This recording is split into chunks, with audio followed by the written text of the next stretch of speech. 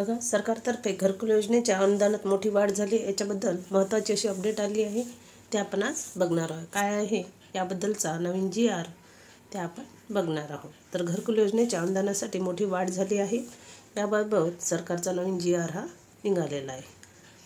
तर बघा, घरकुल स्कीम महाराष्ट्र राज्यातील लाखो गरीब व आर्थिकदृष्ट्या दुर्बल कुटुंबांसाठी आनंदाची बातमी समोर आली आहे। मुख्यमंत्री देवेंद्र फडणवीस यांनी पंतप्रधान ग्रामीण आवास योजनेअंतर्गत PM आवास योजना मिळवणाऱ्या अनुदानात 50,000 रुपयांची वाढ करण्याची घोषणा केली। किती वाढ होणार आहे? 50,000। तर बघा, या निर्णयामुळे आता राज्यातील घरकुल लाभार्थ्यांना 1,20,000 ऐवजी 1,70,000 रुपये अनुदान हे मिळणार आहे। तर आधी किती मिळणार होते? 1,20,000। तर आता 1,70,000 रुपये अनुदान हे मिळणार आहे। तर बघा, वाढ झाली आहे। विशेष म्हणजे सरकारने आणखी एक महत्त्वपूर्ण निर्णय घेतला असून ज्या लाभार्थ्यांना घरकुलासाठी स्वतःची जागा नाही, त्यांना 50,000 ऐवजी 1,00,000 रुपयांचे अनुदान देण्यात येणार आहे। बघा, ज्या लाभार्थ्यांना घरकुल बांधायसाठी जागा नाही आहे, त्यांना आता 50,000 रुपये जागा घेण्यासाठी मिळणार होते, आता ते 1,00,000 रुपये मिळणार आहे। तर हे सरकार देणार आहे। या निर्णयामुळे राज्यातील 20 लाख कुटुंबांना थेट लाभ होणार आहे। गेल्या 7 वर्षात प्रथमच अनुदानात ही वाढ झालेली आहे। तर पंतप्रधान ग्रामीण आवास योजनेअंतर्गत सध्या लाभार्थ्याला 1,20,000 रुपये अनुदान दिले जात होते। मात्र गेल्या 7 वर्षापासून या अनुदानात कोणतीही वाढ झाली नव्हती। त्यामुळे वाढत्या बांधकाम सामग्रीच्या किमतीमुळे आणि मंजुरी दरातील वाढीमुळे अनेक लाभार्थ्यांना घरकुले पूर्ण करण्यात अडचणी येत होत्या। तर अनेक ठिकाणी घरकुलाची कामे अर्धवट अवस्थेत राहिली होती। लोकप्रतिनिधींकडून वारंवार अनुदानात वाढ करण्याची मागणी होत होती।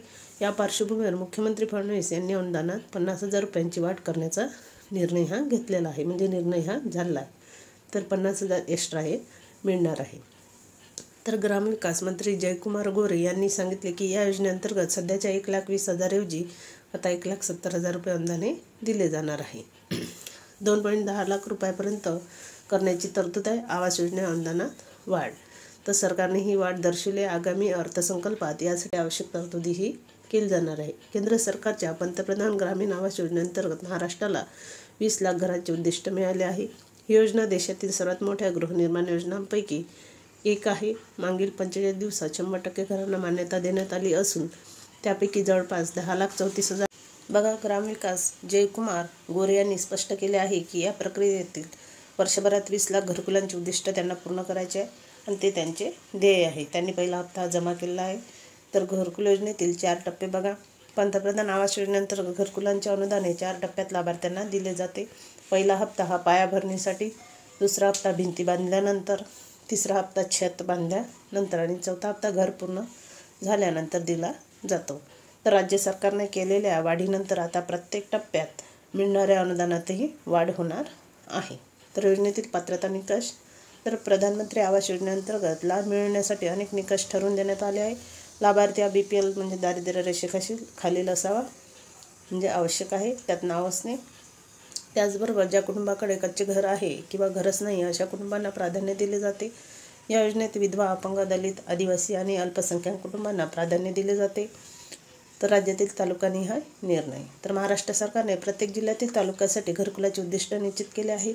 सर्वाधिक घरकुले मराठवाडा आणि विदर्भातील जिल्ह्यांना मंजूर करण्यात आली आहेत, जिथे घरांची कमतरता सर्वाधिक आहे। तर बघा, अशा पद्धतीनं योजना आहे, ही योजना आहे आणि आता भरपूर वाढ झाली आहे। त्याच्यामुळे प्रत्येकाचं घराचं स्वप्न हे पूर्ण होणार। तर कशा पद्धतीनं वाढीव पैसे तुम्हाला मिळणार ते तुम्ही तुमच्या ग्रामपंचायतमध्ये जाऊन निश्चित करा। चला, तर भेटूया अशीच महत्त्वपूर्ण माहिती घेऊन नेक्स्ट व्हिडिओ। तर चॅनलला सबस्क्राईब करून ठेवा।